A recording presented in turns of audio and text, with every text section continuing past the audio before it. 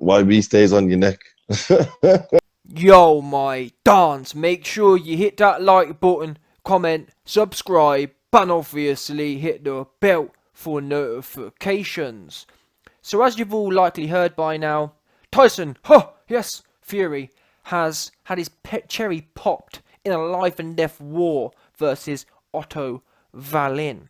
Now, in the aftermath of that, John Fury, to his credit, has come out and called a spade the proverbial spade. Completely roasted Tyson Fury's team, apart from the Cutman, who he says actually did a good job. Ben Davidson was obviously the focus of his attention, given that Ben Davidson's the head trainer. And since John Fury's reaction, and actually just quickly, I am wondering, where is this John Fury reaction? I've been waiting for damn near 12 hours now. Where is it? I heard it was on BT. All I've seen is the actual text. I've done a video reacting to that, but I want to see the video. I want to see John Fury going in. I'm thinking to myself, BT are normally bang on it, so I'm thinking, what, is there a bit of a conspiracy going on? Are they trying to hide the footage? Put the footage out there, the man. You know what I mean? The people want to see it. I want to see John Fury smoking everyone up. Anyway, as I said, so John Fury smoked everyone up on live on BT Sport. BT have now hid the footage, but nonetheless, Ben Davidson has responded to the actual text of John Fury's rant. So let's see what Ben Davidson said. So he starts off by saying, he, as in Tyson Fury, had a tough fight, which he clearly won. After being cut terribly, not only once, but twice, sometimes you can't win. Well, I'm confused here. Listen, Ben Davidson, did your charge Tyson Fury win? Yes, but barely. And let's get it right. If Fury wins barely against Wilder, fine. Barely against AJ, fine. Barely against anyone in the top 5, fine. Wallin, come on, Fury fans, be realistic now. I know a lot of you are trying to justify this by saying, "Oh yes, Otto Wallin would have knocked Anthony Joshua out tonight. Oh yes, and Otto Wallin, a true fighting man. Oh yes, Dundee Wilder, he wouldn't lay a glove on Otto Wallin." You are trying to big up Otto Wallin into something it's not. Otto Wallin was even arguably poor tonight. He didn't leave it on the floor tonight. He didn't. If he had done, Otto Wallin was fighting safety first. He didn't go out there and say, "You know what, Fury, I've cut you. It's going to be me tonight or you." He went out there and played safety first and tried to started cheating, trying to rub his glove in people's face. That's what he did. Facts. Yeah? He didn't even really want it himself. But he still made Fury look average. It was a 50-50 war in there. The last time I remember seeing a fight like this was Fury versus John McDermott. And to be fair, in Fury's defence in that fight, number one, he was young, didn't have all the experience, didn't have all this old slick boxer business. Fury was still a slugger back then. But not only that, John McDermott was a much better fighter than Otto Wallin, in my opinion. John McDermott was an inside fighter. He was like a fat UK version, a fat sloppy version of Mike Tyson almost. In as much as a come forward, slip, chin down, hands up, one of them ones there. And Fury lost that fight. But what I'm trying to say is, the last time I saw Fury in such a mess was then. All them years ago, when he was a supposed different fighter. So you can't sit there and say, "Oh, which we clearly won." Did you clearly win? I'm sorry. From where I'm sitting, yeah, you won the fight. I mean, if you didn't win, I wouldn't be arguing. I like to go based on damage.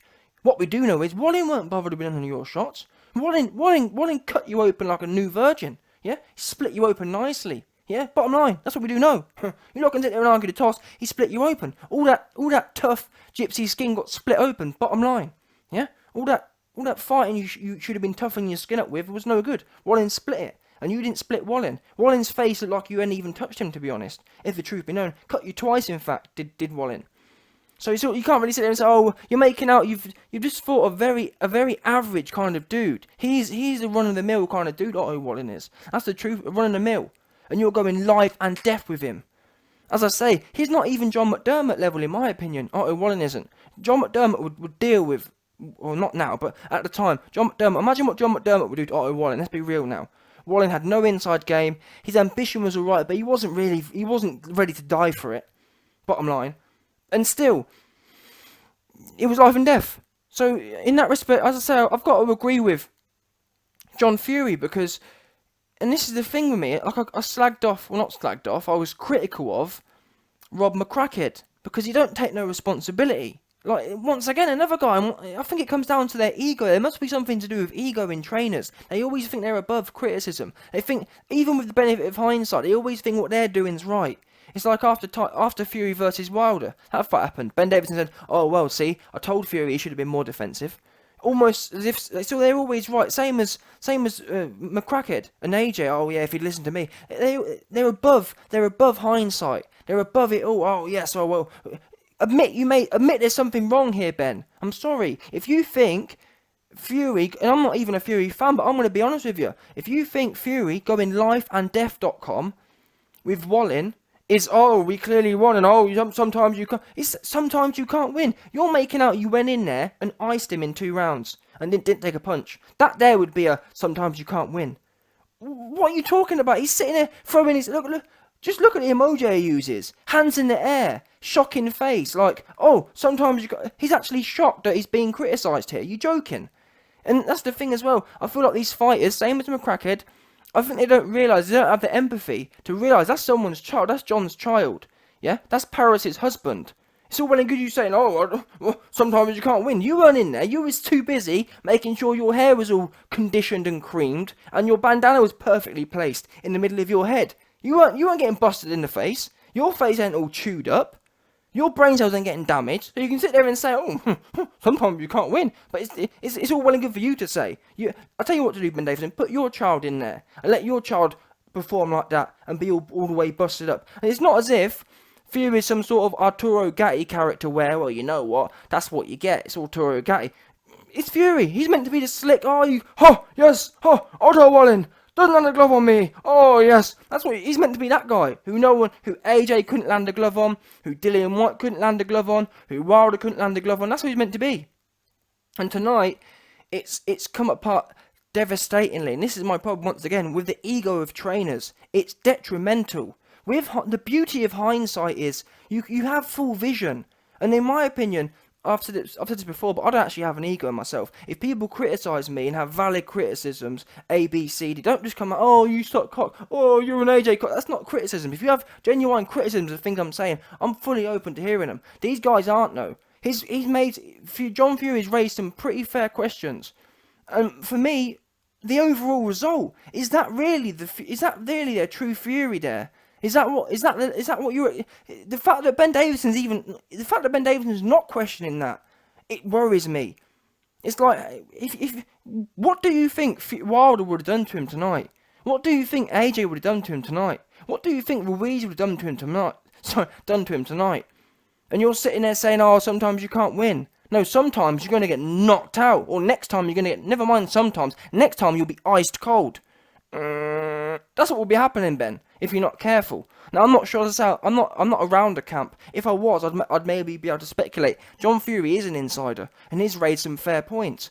Why is Fury so focused on lowering weight? I get it. You've come down from 300 pounds, or 400, whatever, however many pounds it was. But maybe he's a bit too focused on that. I'm not sure. I think he's possibly actually shot, and it wouldn't be the first time. De Gale, what a great example. It's not the first time a fighter goes away and comes back and it's not the same. It's actually quite interesting. Other sports it doesn't seem to be as detrimental, but boxing, it really has a thing about it. Fighters go away and come back and it's not the same. And that's where I'm edging on. But I'll be happily proven wrong. And I actually, funnily, if you lot who follow my channel, whilst I've backed Wilder to win the fight because I just prefer power, I prefer knowing that Wilder can do something to change the fight at any point. Fury doesn't have that card. However, I was saying that I like Fury's chances of sticking it on Wilder and giving it to him on the inside. But after seeing that Otto Wallin fight, I had it before 60-40 in Wilder's favour. Now I am 95-5 towards Wilder because Fury don't have no inside game. Fury couldn't hurt a half-motivated Otto Wallin. Never mind Wilder, who's going to have that championship mentality, to this day mentality. And I'm not, you know me, I'm the first man to criticise Wilder, but I'm being realistic here. Fury, he ain't got the answer on the inside either. I don't know what he's got. Maybe it's because he was overtrained and that's why his power wasn't there. I just think, fundamentally speaking, he ain't got no power, and now he ain't got no legs, and now he ain't got no cardio. These are all things that John Fury's raised. So I just feel that, don't listen to me, I'm a casual, but once again, if you believe you're above criticism, great for you. Keep going, Ben. I believe, though, as a human being, me personally, I'm not above criticism. I actually believe, in terms of self-development, it's good to hear criticism. Because even if they're rubbish, take them in. If you think they're rubbish, discard them. But you've got to actually step away from your own ego and actually be honest. You know what? Is that a fair point? Is that a fair? And if it is, then it is. If it's not, it's not. But they're not even giving. He's not even listening to things John Fury is saying and giving him a fair chance. Oh well, sometimes you can't win. Oh, we're perfect. Oh.